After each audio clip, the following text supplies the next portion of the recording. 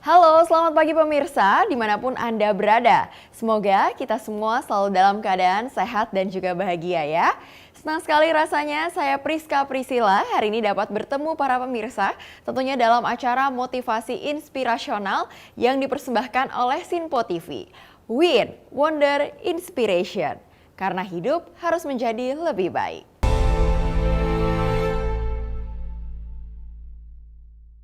Di pagi hari ini tentunya saya tidak sendirian, telah hadir di studio bersama saya dua orang panelis yang tentunya tidak kalah cantik dan diwarnai dengan warna pink ya hari ini. Yang pertama ada Kak Denis. Hai Sila. Halo, selamat pagi. Sudah semangat untuk hari ini? Semangat. Dan tentunya yang kedua panelis kita ada Kak Bintang Najmia. Selamat pagi Kak Bintang. Selamat pagi Cila. Apa kabar? Alhamdulillah selalu baik. Baiklah, kalau begitu langsung saja kita akan menyambut motivator kita pagi hari ini yang tentunya sudah biasa menemani kita. Siapa lagi kalau bukan Pak Mindiarto. Oke. Halo, Halo. Selamat morning, good pagi. Luar biasa. Selalu ya Pak Min, silahkan duduk Oke, Bapak. terima kasih. Oke Bapak, kabarnya gimana hari ini? Selalu sehat, selalu baik. Selalu sehat, selalu semangat ya Bapak ya. Iya. Oke Bapak, hari ini tema kita adalah The Power of Kepepet nih Pak. Dari topiknya sudah cukup menggelitik ya. Seperti biasa kalau dengan Pak Min ini selalu menggelitik gitu topik-topiknya ya. Nah gimana nih Pak, mungkin ada 1-2 patah kata untuk membuka acara kita di pagi hari ini. Oke, jadi topik kita The Power of Kepepet ya. Kepepet bahasa Inggrisnya apa nggak tahu lah ya. The powernya ada. Intinya adalah the power of kepepet tuh kalau bahasa yang lebih familiar, die hard. Kagak ada matinya gitu loh. Gas terus ya, Iya. gaspol. Nah, ini sebuah slogan motivasi yang sangat baik, jadi nggak ada matinya. The power of kepepet itu adalah selalu kita harus dalam posisi nggak boleh kalah. Tidak boleh kalah dalam artian menyerah ya. Ya kalau pertandingan kalah biasa, kalah dan menang, tapi tidak boleh menyerah. Nah, tentunya kita sadari setiap manusia ya, siapapun yang ada di bawah kolong langit ini pasti memiliki sebuah keterbatasan. Bisa seseorang punya keterbatasan fisik ya, keterbatasan fisik, tenaganya tentunya satu orang dengan orang lain berbeda. Bisa juga mungkin buat teman-teman yang maaf disable, pasti juga ada keterbatasan fisik, entah tangan, entah kaki, entah mata, entah telinga dan sebagainya ya. Kedua juga pasti ada keterbatasan pikiran, kemampuan ya menyerap nalar, kemampuan menangkap, kemampuan memberikan sebuah pendapat, jadi nalar ya tentunya ini juga pasti memiliki keterbatasan satu dan lain berbeda. Ketiga yang tidak kalah pentingnya juga adalah pasti ada keterbatasan emosi. Ada orang yang begitu sabar, ada juga orang yang kagak sabaran. Nah itu adalah keterbatasan dan hal itu sebetulnya hal yang normal. Ya, saya anggap hal yang normal karena manusia kan dilahirkan sebagai makhluk yang unik gitu ya. Nah, dengan dasar itulah kalau kita sadar bahwa setiap manusia memiliki keterbatasan fisik, pikiran dan emosi dan itu normal, terkadang di dalam kehidupan sehari-hari kita mendapatkan sebuah pressure, mendapatkan sebuah tekanan apakah lingkungan keluarga, apakah lingkungan sosial, apakah di dalam pekerjaan, tuntutan target, tuntutan deadline dan macam-macam. Itu kan sebuah tekanan yang bisa saja tekanan itu melampaui kemampuan kita, melampaui batas-batas acceptance kita ya. Maka setempo yang tidak normal ini akibatnya muncul yang disebut dengan orang tuh rada nekat. Nah, kalau di dalam perusahaan di pressure terus, nekatnya apa? Ya udah dah melawan sama pimpinan atau kadang-kadang berhenti. Tapi kalau di dalam dunia kehidupan sosial, nekat itu apa? Waduh, nyari income gak dapet, nyari kerjaan gak dapet, ngelamar sana sini gak dapet. Nah muncullah mulai nekat-nekat apa? Ya berpikir apa adanya, ternyata terpikir ada inspirasi, ada kreatif.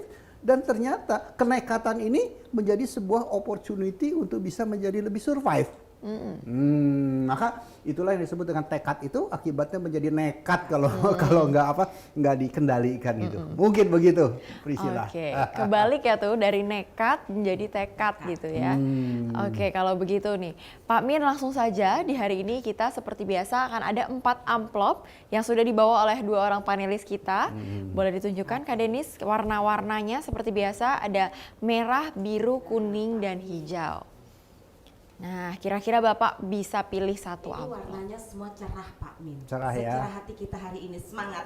Oke, kebetulan panelis ini warnanya warna Iya. merah tapi bukan warna partai ya. Iya. Oke, kita pilih merah. Merah ya. Iya, Pak, ya. Baik, silahkan dibuka amplopnya. Buka untuk yang merah. Apakah Ditunjukkan terlebih dahulu ke arah kamera.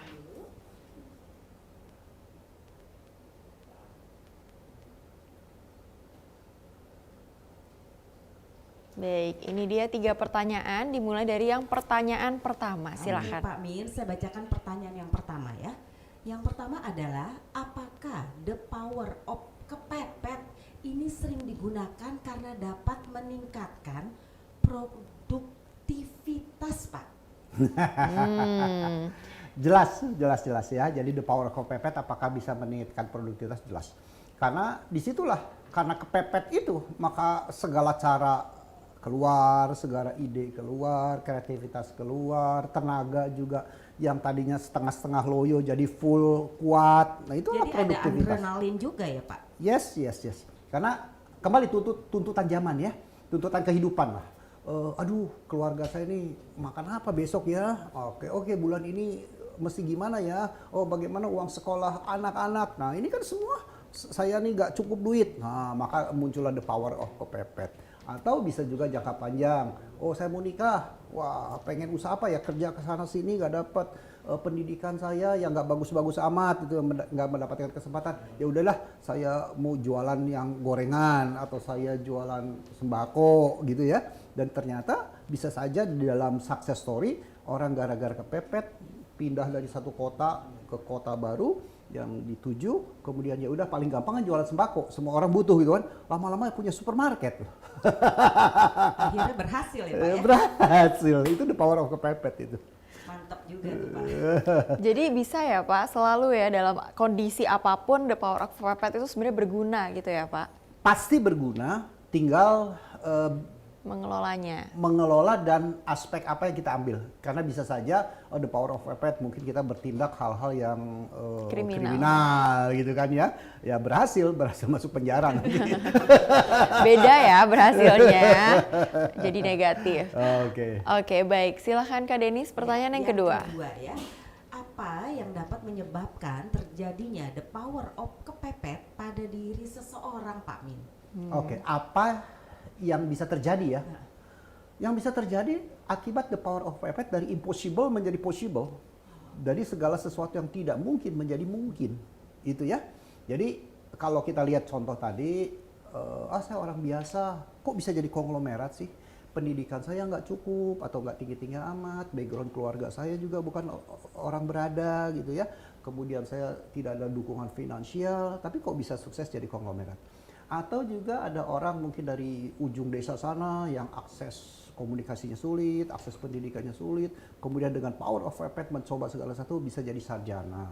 Ya, dan sarjananya nggak S1, bisa bahkan sampai S3 gitu kan, dan bahkan bisa berkarir di perusahaan-perusahaan yang punya tingkat nama yang besar gitu ya. Itu kan ada power of kepepet.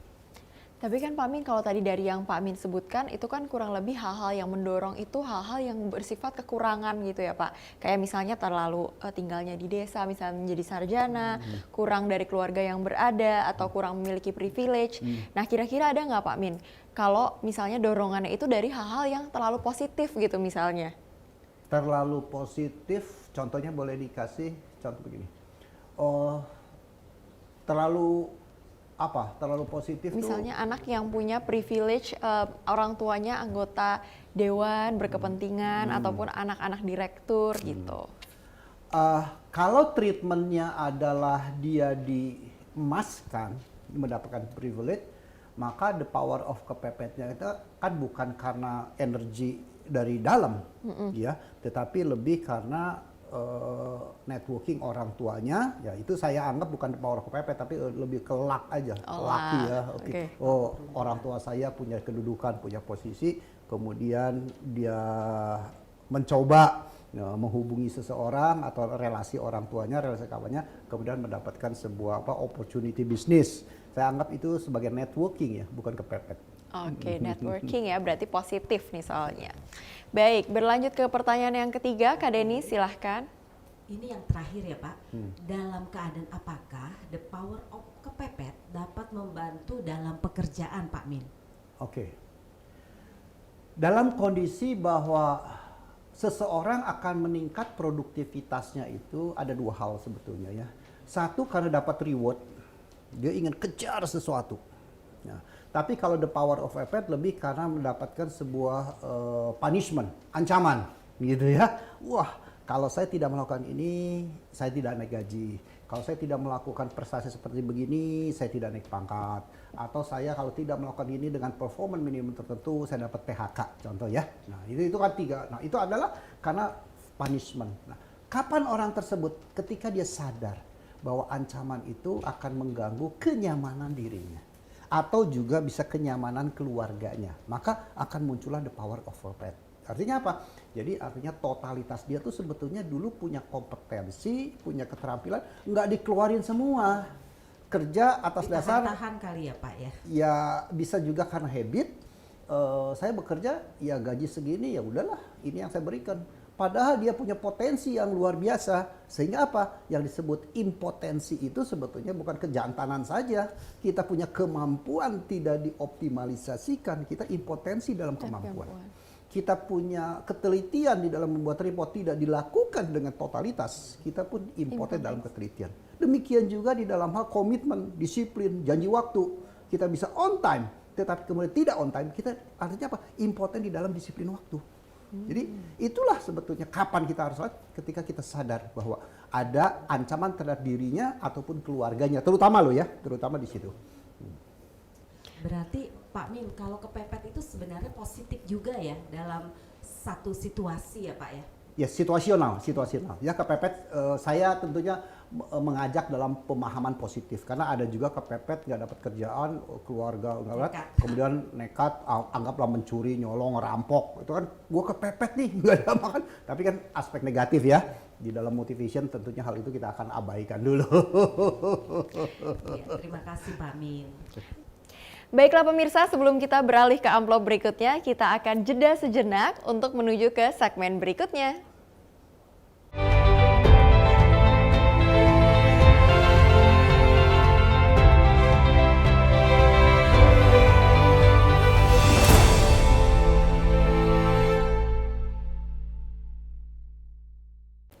Halo, semangat pagi para pemirsa dimanapun Anda berada. Kembali lagi tentunya masih dalam topik kita hari ini, The Power of Kepepet. Bersama saya Priska Priscilla yang tentunya ditemani oleh Pak Min, motivator hebat dari Indonesia ya. Baiklah kalau begitu Pak Min, kita akan lanjut ke segmen berikutnya. Langsung saja kita akan membuka amplop yang kedua, yaitu amplop apakah yang akan dipilih oleh Pak Min hari ini. Mungkin Kak Bintang boleh ditunjukkan warna-warna amplop yang tersisa? Boleh. Jadi Pak Min, saya di sini memiliki 3 amplop. Pak Min, silahkan dipilih warna apa? Warna hijau deh. Warna hijau hijau, ya. Oke. Oke. Sejuk Kita sekali buka. warna hijau.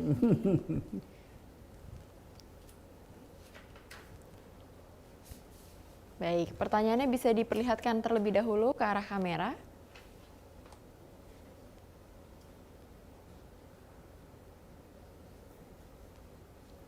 Oke, silahkan langsung dibacakan Kak Bintang. Pertanyaan pertama dari amplop hijau. Pertanyaan pertama adalah, akankah selalu ada dalam keluarga yang menggunakan the power of kepepet secara tidak sadar? Dalam keluarga ya, apakah ada the power of purpose? Kalau di dalam perjalanan hidup kita yang cukup panjang itu ya, kemungkinan the power of kepepet itu muncul aja. Karena the power of kepepet tadi ya, seperti saya katakan, bisa saja aspek fisik, pikiran, emosi, belum lagi nanti kalau ditambah yang lain-lain, aspek finansial, gitu ya, kemudian aspek lain-lain lah ya. Nah, tentunya mungkin nggak mungkin kalau dalam keluarga bisa saja ketika sakit kan muncul bagaimana biaya berobat nih kok nggak ada gitu ya. Nah, ini contoh bisa saja kemudian muncul ide saya mau jualan sesuatu ya, dan ternyata gara-gara tersebut bisa saja jualannya banyak orang beli, mencoba, menikmati, enak, laku. rame lagi. Jadi buka kios contohnya atau buka online shop ya. Jadi bisa karena faktor demikian. Bisa juga karena faktor pikiran juga lagi cepet gitu ya, lagi pikiran bingung apa ya, pekerjaan apa ya, muncul inspirasi lewat gitu ya. Tak mau jualan online atau mau kredit. Wah, sekarang lagi hot tentang produk green. Saya mau mencoba sewain mobil-mobil yang mobil listrik saya sewain karena mobil green dan sebagainya. Atau sewa pakaian yang green. Nah, contoh ya. Nah, itulah sebetulnya inspirasi yang muncul di dalam keluarga bisa saja terjadi. Untung hasilnya positif ya, Pak. Ya. Silahkan Kak Bintang. Berarti bisa diartikan juga bahwa the power of kepepet itu sama dengan tiba masa, tiba akal ya Pak ya? Tiba masa gimana? Karena saya sering mendengar istilah itu. Iya. Ya gini loh, antara bisa sukses itu kan ada golden moment-nya ya. Nah, golden moment itu adalah antara timing dan kemudian ide itu bersatu. Timing dan tindakan kita bersatu menjadi sebuah golden moment. Ya tentunya yes. Karena kadang-kadang tindakan kita timingnya nggak tepat, ya nggak memberikan hasil. Atau kita juga bertindak bagus, tetapi waktunya berbeda juga nggak berhasil gitu ya. Iya, betul. Jadi rumus baru ya Pak, waktu tambah tindakan sama dengan kesempatan yang baik, yang emas gitu ya. Oke, baiklah. Silahkan kita akan berlanjut Kak Bintang ke pertanyaan yang kedua. Pertanyaan kedua adalah, bagaimana perilaku seseorang yang sering menggunakan the power of kepepet dalam keluarga? Dalam keluarga ya, the power of kepepet Lagi-lagi dalam keluarga. Kalau keluarganya itu dewasa dan sadar apa yang dilakukan seseorang dengan the power of kepepetnya, pasti akan mensupport secara totalitas. Wah ini si ayah, kerjanya kok mati-matian sampai pulang malam atau pulang subuh, dia akan mendukung bagaimana istri harus menyiapkan makanan atau istri menyiapkan sesuatu sehingga ayahnya pulang tetap dengan penuh gembira, sukacita. Kalau dalam artian sadar. Nah, bisa juga bagian dari keluarga itu tidak menyadari hal itu. Ya, tidak menyadari hal itu artinya apa? Wah, dia tuh bekerja the power of kepepetnya sendiri itu, totalitas. Tahu-tahu, kok bisa ya? Kok sukses ya? Nah, tanpa dukungan keluarga. Tapi dengan dukungan keluarga sebetulnya akan lebih baik karena apa? Itu menjadi sebuah solid lah ya, bahwa apakah istrinya atau suaminya atau kakak adiknya, orang tua atau anaknya memiliki sebuah visi yang sama bahwa the power of kepepet itu adalah tujuannya memperbaiki kita punya kualitas hidup. Lagi-lagi, ujungnya positif ya Pak, yang penting. Baik, silahkan dilanjutkan ke pertanyaan ketiga Kak Bintang. Pertanyaan ketiga, apakah orang yang menggunakan the power of kepepet akan disukai oleh anggota keluarga yang lain? Karena biasanya ada yang tidak suka juga. Udah dijawab tuh. Sudah dijawab sendiri ya. Tentunya begini, selama the power of kepepet itu kita lakukan dan kemudian pasti ada dampaknya internal dan eksternal. Internal diri kita dan keluarga, eksternal ada pihak luar gitunya. Nah, suka dan tidak suka tidak hanya terjadi pada the power of kepepet. Dalam situasi normal sekalipun ada saja orang yang tidak suka. Ya, pasti kan ya. Bahkan orang-orang top sekalipun ada aja nggak suka.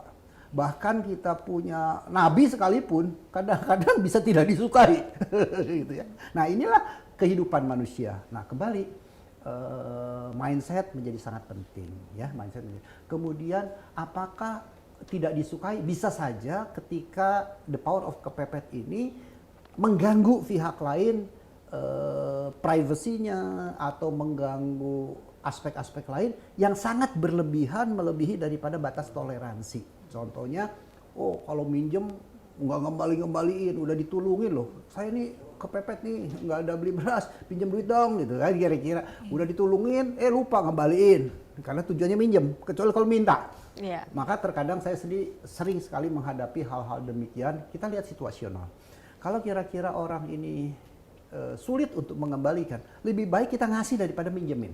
Betul. Lebih baik ngasih, ya udah kita serelanya berapa ya ini, oke lah. Anda Jadi supaya nggak ikhlas ya, Pak, kepikiran, ya? supaya nggak kepikiran harus mengembalikan dan mikir lagi kapan ngembaliin, udah saya bantu deh. Nah, sehingga Tidak ada utang budi. tidak ada hutang budi dan kita ikhlas itu kan karena memang tujuannya memberi gitu ya. Nah ini hal-hal semacam demikian kadang-kadang the power of pepet juga ketika kita melakukan sebuah tindakan-tindakan tersebut harus lihat kepada siapa saya harus bertindak. Tindakan itu seperti apa yang kira-kira bisa accept ya bisa diterima oleh orang lain. Contoh dalam kegiatan minta tolong pekerjaan lah, mau pinjam duit lah, bantu tenaga lah, bantu pikiran lah, atau apapun ya, atau kita mau jual pun, karena the power kepepet kadang-kadang kita jualan pun ada setengah maksa kan, wah gitu kan. Nah ini bisa saja orang yang mau beli ini tidak nyaman kan. Nah itu ya, jadi nah inilah hal-hal yang perlu kita sadari bahwa the power kepepet tidak selalu tidak selalu akan diterima dengan mudah. Ya pasti ada handicap yang terjadi. Tapi orang di power pepet selalu punya naluri, punya jiwa besar, punya determinasi yang tinggi ya sehingga gagal, ganti lagi, gagal, coba lagi, gagal, coba maning, gagal maning, coba maning gitu. Pantang menyerah ya. Iya, makanya pantang menyerah disebut die hard itu loh. Kagak ada matinya gitu ya. Dapat dikatakan juga namanya usaha kali ya Pak Min ya, dicoba dulu ya. Setuju. Dicoba dulu. Hanya kalau lihat pertanyaan tadi kan seakan-akan ada pihak tertentu yang merasa tidak nyaman atas kerja. Nah, ketidaknyamanan ini kalau kita sadar punya tingkat wise ya kedewasaan di dalam bertindak untuk mengatasi kepepet saya, tentunya bagaimana diubah ketidaknyamanan, ketidaksukaan atau ketidakditerimaan kita menjadi sosok yang bisa diterima gitu. Dan kita bisa menjelaskan dengan trust. Nah, yang bahaya kadang-kadang adalah ketika kita sudah kepepet, yang muncul adalah bohong satu, akan muncul bohong kedua, akan muncul bohong ketiga, gitu loh. Berlanjut ya, tidak Berkelanjutan. berhenti. Nah, mungkin kalau kita mengungkapkan kesulitan kita, kepepet ini kesulitan kita dengan sebuah trusty, dengan sebuah honesty, rasanya juga banyak orang akan terpanggil untuk mau membantu, ya, karena orang membantu itu kan atas dasar trust ya. Oh, saya percaya bahwa dia adalah orang yang layak saya bantu, gitu ya. Karena ada faktor trust ya, maka bantu. Tapi begitu kita kepepet susah, terus mau bikin sesuatu, mau ngelamar kerjaan lah, mau jual produk lah, atau mau minjem duit, mukanya lebih garang daripada yang beli. Mukanya lebih galak gitu kan. Atau pakai wajahnya wajah madesu, masa depan suram gitu. Ya orang hululung juga takut kali ya. Nggak berempati gitu untuk membantu. Kira-kira begitu. Nah Kak Bintang gimana? Apakah ada tanggapan? Jadi seperti yang kita ketahui bahwa the power of kepepet itu punya tantangan tersendiri juga ya Pak Min ya. Seperti tadi harus seperti ini gitu.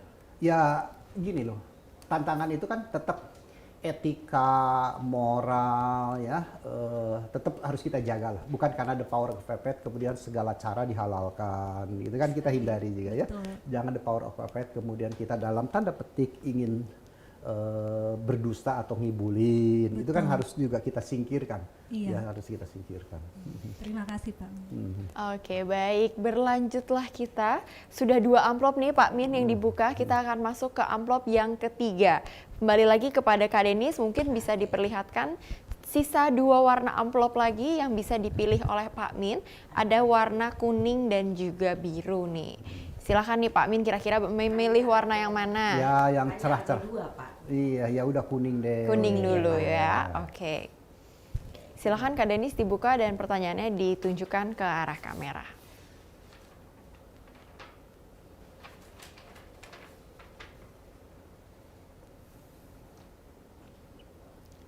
Oke, sudah cukup. Sepertinya silahkan dibacakan pertanyaan yang pertama Kak Denis. Oke, amplop warna kuning yang pertama ya.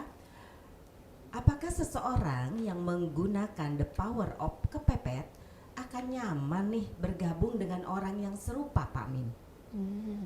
Yang sejenis berkumpul jadi satu. Memang kalau Gimana komunitas itu kan sifatnya kan ada kesamaan ya. Kan komunitas kan kesamaan. Asosiasi pengusaha tekstil, asosiasi pengusaha komputer, asosiasi penggemar bajai, asosiasi penggemar Vespa, asosiasi penggemar sepeda ontel. Itu kan ada kesamaan ya. Jadi mungkin saja orang kepepet ketemu orang kepepet Nyaman ya. nyaman, isinya curhat semua. Betul, betul, Pak. Oke, tapi biasanya kan pasti di dalam curhat itu mereka satu curhat ini kepepetnya dari aspek lain umumnya gitu ya. Dan yang men-trigger kepepet itu biasanya adalah yang banyak loh ya, yang banyak adalah aspek finansial itu banyak. Tapi ada juga yang kepepet itu karena faktor pikiran. Oh, mendapatkan pressure dari atasan, dari pimpinan, gimana ya ngatasinya ini kerjaan. Ini bisa juga masuk dalam komunitas-komunitas yang sifatnya apa? Lebih edukasi, yang memiliki sebuah kesamaan di dalam intelektual, itu bisa terjadi ya. Nah, kita ada dua hal tentunya, kepepet intelektual, nggak bisa mikir itu, nyari ide, nyari solusi, nyari jawaban, atau bermasalah dalam hal aspek finansial. Oke, namun sebelum Pak Min menjelaskan lebih lanjut apa saja dua aspek yang mengenai kepepet itu tadi, kita akan rehat sejenak dan kita akan kembali lagi dalam acara Win Wonder Inspiration.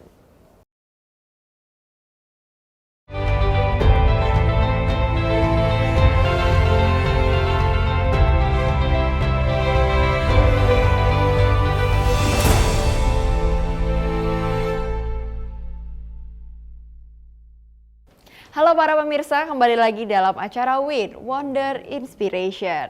Setelah tadi rehat sejenak, tadi sudah ada sebuah pertanyaan dari amplop hijau ya Pak Min. Pertanyaannya kurang lebih membahas bagaimana apabila para orang-orang yang selalu menggunakan the power of kepepet ini bergabung menjadi satu nih. Apakah kira-kira akan matching atau semakin gerazak gerusuk gitu kan? Coba silahkan dijawab Pak Min. Oke, baik, itu akan terjadi sebuah curhat berjamaah gitu. Curhat rame-rame. Begini, bahwa komunitas itu atau interaksi di dalam sosial itu pasti akan memberikan sebuah hasil ya. Maka ketika orang punya masalah dengan masalah yang sama, biasanya akan kecenderungan faktor toleransinya menjadi tinggi atau fleksibilitasnya menjadi tinggi, sehingga bisa saja menjadi sebuah kolaborasi. Ya, yang satu kepepet, yang kedua kepepet, terus ditanya, lu bisa apa? Lu bisa apa? Gue bisa ini, gue bisa ini. Oh, kita gabung deh. Gitu ya. Nah, ini kan menjadi sebuah kolaborasi akibat kepepet tersebut. Dan bisa juga kepepet itu seseorang yang tadi kaitannya dengan aspek finansial ya. Oh, gue bisa bikin ini deh, gue bisa bikin combro, lu bisa jualnya enggak? Atau saya bisa masak gudeg, lu bisa jualnya enggak? Gue nggak bisa jualan nih, gue bisa bikinnya contohnya. Nah, ini kan bisa pada saat kolaborasi itu terjadi sebuah sinergi, kemudian menjadi joint bisnis. Kalau aspek finansial, gimana kalau aspek pikiran, kemampuan berpikir? Bisa juga bahwa seseorang itu ketika curhat, ketika ketemu masuk dalam sosialitas, kok lu wajahnya enggak cerah amat, kenapain sih? Wah, gue dapat pressure kuat nih oleh bos gue, gini, dikasih deadline minggu depan harus selesai, padahal kerjaan seabrek-abrek, contoh kayak begitu. Soal apa sih?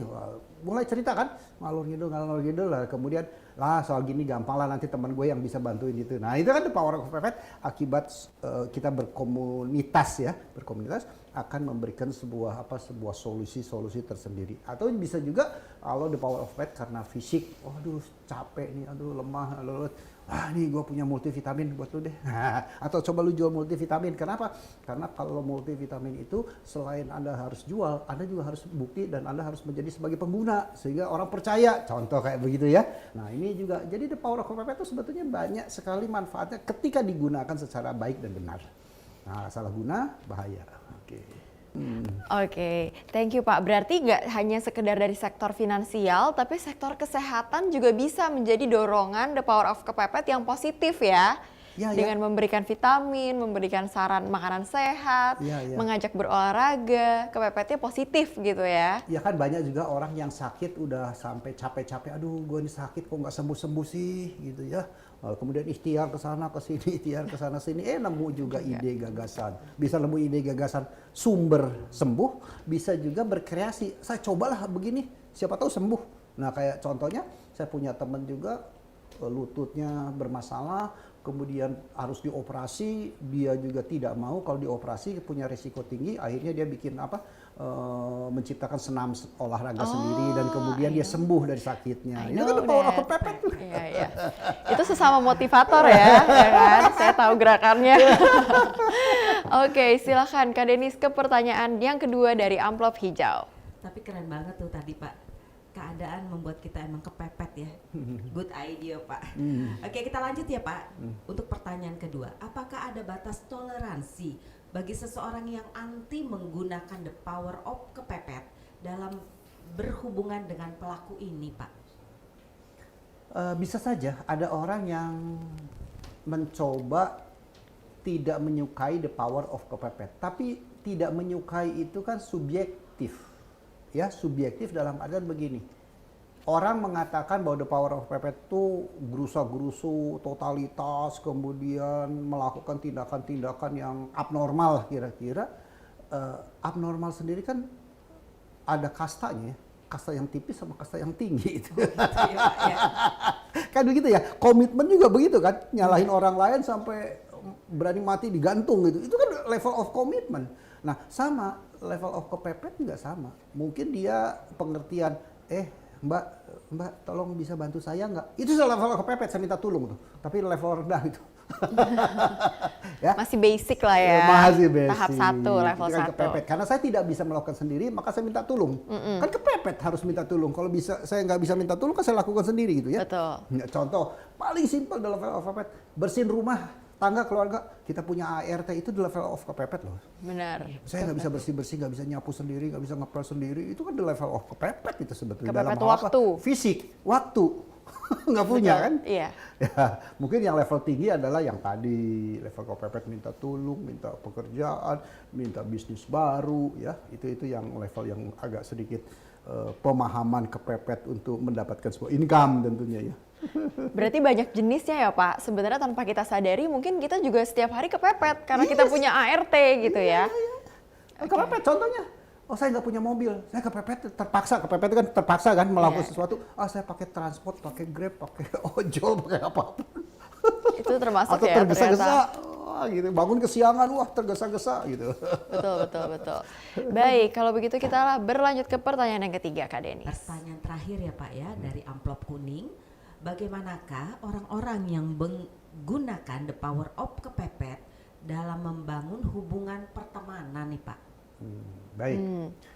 Jadi kembali bahwa perkawanan sejati itu kan pada dasarnya adalah tidak melihat siapa, tidak melihat dia sedang apa, itu kan kira-kira begitu ya. Jadi saya ingin membantu seseorang karena memang saya tulus. Gitu. Mungkin dia sendiri pernah menyakiti saya, pernah menipu saya, atau pernah berbuat yang tidak nyaman untuk saya, tetapi karena tujuannya ingin membantu, ya rasanya tidak masalah the power of kepepet itu dilakukan. Pada siapa? Ya tentunya pada setiap orang yang memang layak kita bantu. Jadi the power of kepepet itu buat siapa? Kalau kita sebagai objek tentunya orang lain ke kita, tapi kalau kita sebagai subjek ingin membantu orang lain, kan tujuannya apa? Kepepetnya karena apakah habit kepepet terus sepanjang hidup? Kan ada yang kepepet sepanjang hidup, terus kerjanya minta gitu kan. Menyedihkan. Lebih Tapi karena ada males kepepet ya. karena situasional, karena dia baru kayak contoh kemarin, gara-gara COVID, kemudian banyak orang dirumahkan. Kan kepepet tuh. Betul. Akhirnya yang biasa bekerjanya adalah di belakang telepon, sekarang harus masak atau harus jahit, harus apa. Itu kan the power of kepepet. Ya, dari contoh. Dan kemudian juga bagaimana sih situasi seperti itu bisa terjadi? Ya karena satu faktor bahwa the power of kepepet tetap kalau kita ingin survive dan sukses di dalam the power of kepepet itu artinya saya harus trustworthy. Kalau janji saya pinjam dan akan saya lunasi 2 bulan, 3 bulan, ya kita komit untuk melunasi itu 2-3 bulan. Dengan totalitas tidak ada keinginan untuk ngemplang gitu loh. Nah, kan beda ya. Maka kita total. Mungkin setelah 3 bulan kita tidak bisa memenuhi komitmennya atau janjinya, tetap kita harus menghadap, bukan diteleponin di WA nggak jawab, hilang terus nggak jelas juntrungannya kan. Kita harus dengan gentle mengatakan, Mas, saya janji 3 bulan, mohon maaf ya, saya minta waktu lagi 1 bulan ya. Nah, setidaknya itu konfirmasi. Trust itu tetap harus kita pegang, sehingga kesulitan itu dia sadar dan dia tahu bahwa kesulitan itu memang ada. ada situasi terjadi pada begitu. Bisa dipercaya tuh penting ya Pak, nilai-nilainya gitu kan. Meskipun kita udah kepepet, udah dalam kondisi yang sangat mepet, sangat sulit gitu ya. Tapi apalagi kalau urusan finansial harus bertanggung jawab dan setidaknya memberikan informasi dan berkomunikasi gitu kali ya Pak ya. Ya, maka trustworthy itu artinya apa yang kita ucap sesuai dengan tindakan kita, itu kan. Maka ketika saya terbiasa dengan nggak suka ngibul, saya terbiasa dengan komitmen, saya terbiasa dengan disiplin janji, maka itu kan saya akan menjadi trust, naik pangkat menjadi trust. Jadi saya percaya. Anda nggak usah ngomong, gue udah percaya lu deh. Nah itu kan udah Mahal sampai itu, level Pak. situ kan. Nah Betul. ketika saya percaya, apa yang mereka katakan, kita tahu dan kita akhirnya bisa berkomunikasi connect. Komunikasinya tuh nyambung. Tapi kalau saya sudah nggak trust, lu ngomong apalah, bohong ngibul deh. Karena nggak trust. Kepercayaan itu yang mahal ya Pak ya. Mahal. Akibatnya kita bisa berkomunikasi dengan baik. Gitu. Maka komunikasi terjadi itu gara-gara trust. Oke. Luar biasa nih jawabannya. Makasih Pak. Kak Bintang gimana? Apakah ada tanggapannya? Saya sangat setuju dengan apa yang dijelaskan oleh Pak Min. Itu saja. Cukup itu saja, baik. Baik, kalau begitu kita beralih nih Pak Mian. Sudah 3 amplop kita lalui, tak terasa dalam ketiga segmen ini dan langsung saja kita akan beralih ke amplop terakhir Nggak yang bisa kita milih ya? punya. Iya dong, Nggak sudah bisa tidak ada milih ya? pilihan. Sudah tidak ada pilihan. Oke, silakan. Satu warna biru. Silahkan dibuka Kak Bintang.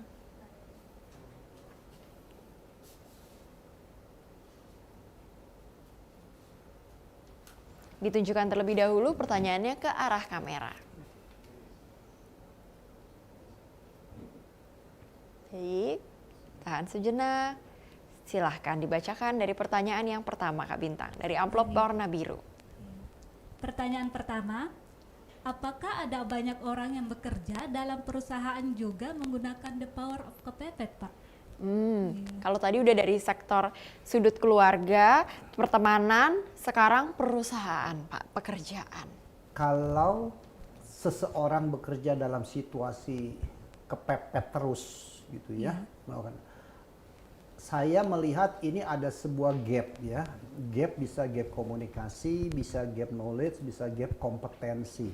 Iya. Maka kalau seseorang bekerja terus kepepet terus, berarti solusinya menurut saya adalah satu harus di coaching ya, atau di training atau di counseling. Why Anda nggak bisa gitu. Kalau kekurangan pengetahuan ya kita kasih training, ya kasih knowledge supaya dia wawasannya bertambah. Tetapi kalau dia kurang terampil, artinya kan perlu kita kasih coaching, bagaimana supaya dia ahli, terampil, sehingga tiap pekerjaan nggak kepepet terus, ya nggak terburu-buru, nggak tergesa-gesa terus gitu ya, nggak lembur-lembur terus, kepepet harus lembur. Nah, kalau memang dia tahu tetapi bisa, namun tidak mau melakukan atau tidak bisa melakukan dengan baik dan benar, ya dia bisa, dia tahu tapi tidak mau, artinya problemnya kan sebetulnya di counseling. Di hatinya ada yang mengganggu gitu ya. Nah tentunya kita harus cari solusinya adalah kita harus konsol mereka agar ilmu kepepet itu di dalam pemahaman pekerjaan sehari-hari itu bisa terhindari. Tidak selalu kepepet lagi tiap reporting mana? Oh sebentar Pak, kepepet lagi ya. Selalu berburu-buru. Baik. Baiklah pemirsa, sebelum kita beralih ke amplop berikutnya, kita akan jeda sejenak untuk menuju ke segmen berikutnya.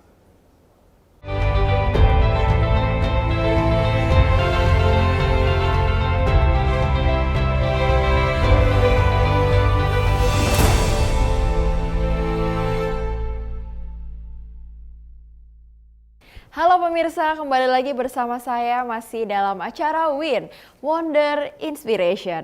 Di tema hari ini, The Power of Kepepet.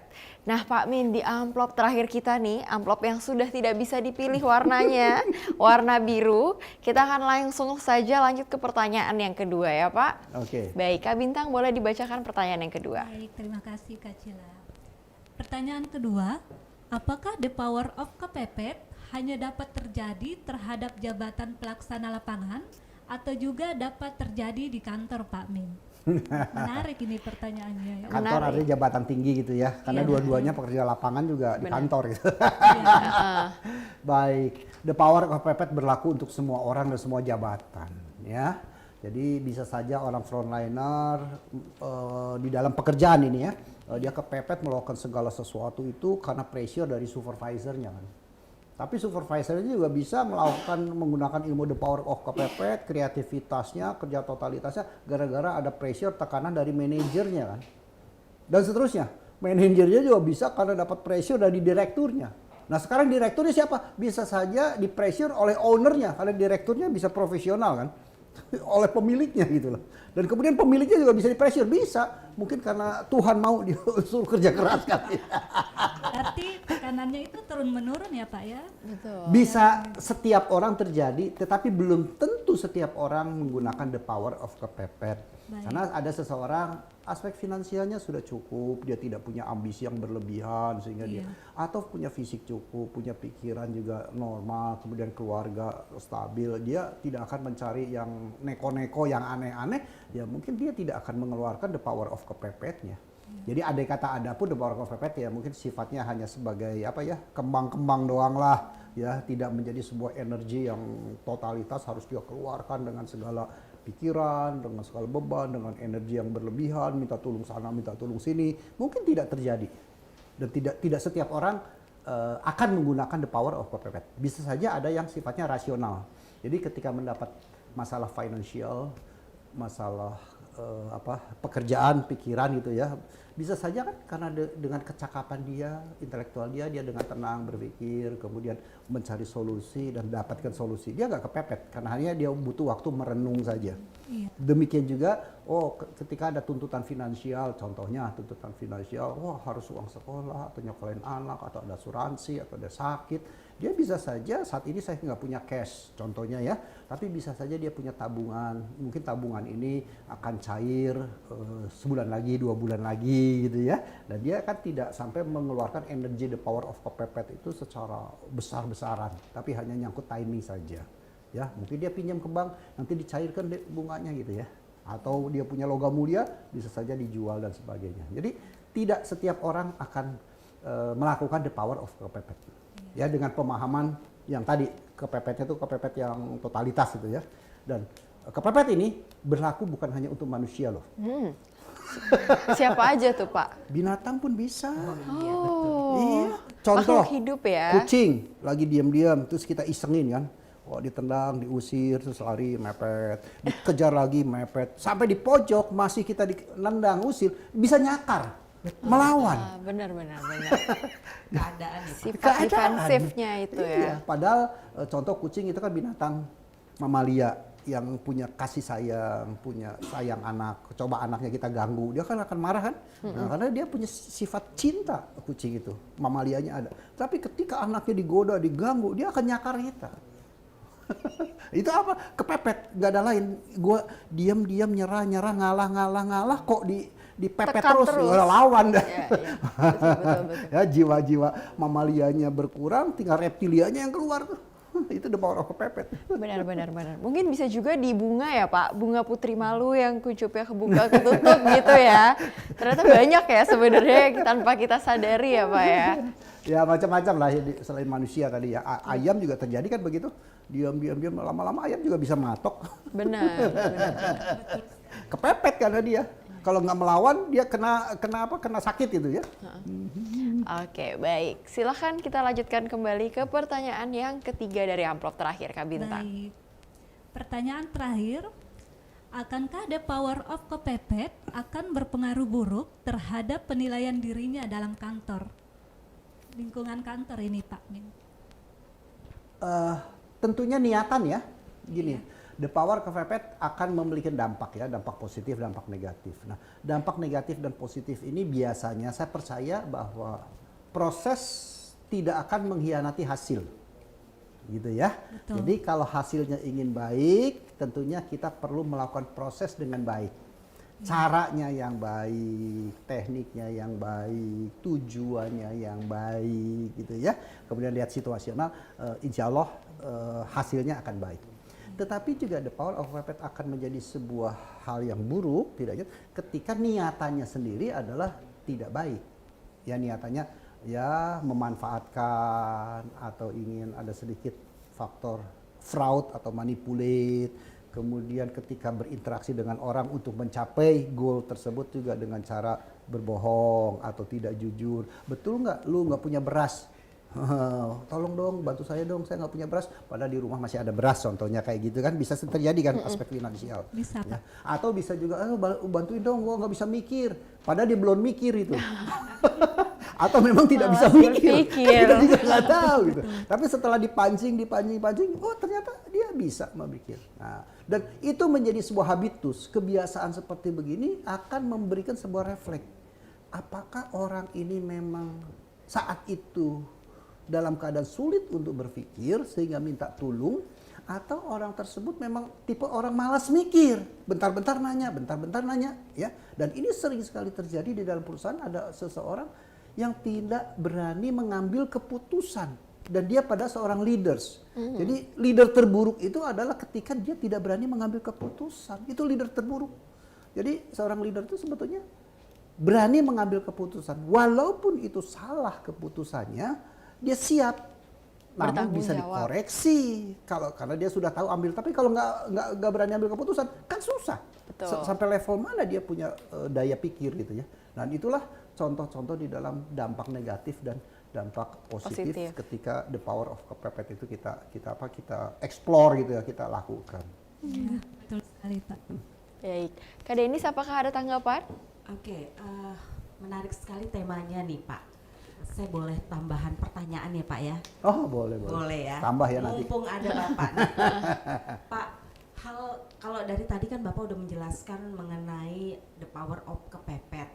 Nah terkadang orang the power of kepepet ini memang nggak mikir, yang penting jalan aja. Nah mungkin dari Bapak ada tips nggak sih untuk yang bukan memulai ya, tapi tiba-tiba memang dia punya pemikiran, gue jalan aja deh. Sebaiknya hal apa sih yang jangan dilakukan the power of kepepet ini yang akhirnya berakibat fatal, baik itu dalam pekerjaan ataupun dalam kehidupan sehari-hari Pak? Ya, begini. Kreativitas tanpa norma, tanpa etika itu namanya liar. Betul. Jadi ketika kita mengeksplor atau menggunakan kepepet kita sehingga ingin produktivitas kita, dan muncullah kreativitas ya. Makanya kreativitas tidak ada norma, tidak ada etika, tidak ada kaidah-kaidahnya, itu adalah sebut liar, bukan kreativitas lagi. Demikian juga kalau kreativitas tanpa tindakan ya omdo. Omong doang. Omong kosong gitu ya. Nah, ini maka ketika pertanyaan itu adalah muncul bagaimana agar kreativitas itu baik, satu hal tetap niatan kita adalah baik. Ya, niatan kita tuh harus dilandasi dulu. Jadi tujuan kita baik dan tujuan kita adalah ingin menyelamatkan situasi yang tidak menyenangkan di depan mata, nah gitu ya. Itu hal yang perlu kita ketahui pertama. Dan yang kedua adalah selain niatan baik juga tentunya bagaimana proses tadi ya, agar semua itu bisa berjalan sesuai dengan rules, sesuai dengan aturan, sesuai dengan kemampuan gitu ya. Dan sesuai juga dengan dengan kira-kira sampai seberapa titik mana sih saya bisa keluar dari situasi yang sulit ya. Jadi orang nggak bisa makan tapi ingin the power of kepepet, tahu-tahu besok lusa ingin kaya gitu, ingin sugih ya, akibatnya kan merampok, nyolong gitu kan ya. Tapi kalau saya ini lebih sulit, aduh ini nggak ada makan ya oke, bagaimana dalam waktu singkat ini saya mampu makan dulu. Nah dengan mampu makan kita punya energi, pikiran bisa jadi tenang, karena di dalam teori Maslow sendiri kan kebutuhan faal itu kan mesti terpenuhi dulu ya, kebutuhan fisik, makan, perut, sandang, pangan. Nah kalau itu sudah terpenuhi barulah naik kita grade ke selanjutnya. Tapi orang kadang-kadang kan kena motivator yang tanda ekstrim, bermimpilah setinggi langit. Andai kata jatuh pun ada di awan itu. Ini nggak berpijak di bumi menurut saya ya, tidak berpijak di bumi. Bukan tidak boleh loh, tapi kan setiap kegiatan tuh ada proses ya. Jadi batu-batu kecil ditumpuk-tumpuk akan menjadi menggunung. Nah mari kita belajar juga dengan proses ini bahwa tidak ada segala sesuatu menjadi besar secara alami. Ya pasti melalui sebuah proses yang kecil-kecil dulu. Nikmati prosesnya berarti ya Pak ya? Perlu menikmati proses, karena proses tidak mengkhianati hasil kan. Luar biasa Pak jawabannya. Baik, terima kasih banyak Kak Denis Terima atas kasih, pertanyaannya. Dan tentunya sebelum menutup seluruh rangkaian acara hari ini, Pak Min mungkin ada sepatah dua patah kata yang ingin disampaikan mengenai the power of kepepet. Udah banyak patah kata loh tadi. Benar, benar, nggak salah. Hidup adalah memang tidak selalu seindah apa yang kita bayangkan, yang kita inginkan. Maka ketika kita sadar hidup itu tidak sesuatu yang mudah, maka kita perlu mempersiapkan segala sesuatu dengan baik. Wih, quote of the day ya, Ya, jadi quote. satu kalimat itu ya. Tapi yang bisa Cila tangkap dengan jelas hari ini tentunya tadi rumus baru dari Pak Min. Setiap bertemu Pak Min selalu ada rumus baru ya. Waktu tambah tindakan dapat sama dengan kesempatan emas yang tidak bisa terulang. Baik, kalau begitu terima kasih banyak Pak Min untuk hari ini. Akhir kata tentu saja ya cut. Baik, terima kasih banyak Pak Min untuk hari ini. Tentunya terima kasih juga kepada kedua panelis kita, Kak Bintang dan juga Kak Denis. Dan tentunya akhir kata, saya Priska Priscilla beserta seluruh kru yang bertugas di Sinpo TV hari ini mengucapkan terima kasih dan sampai jumpa pada episode Win berikutnya. Win, Wonder, Inspiration, karena hidup harus menjadi lebih baik.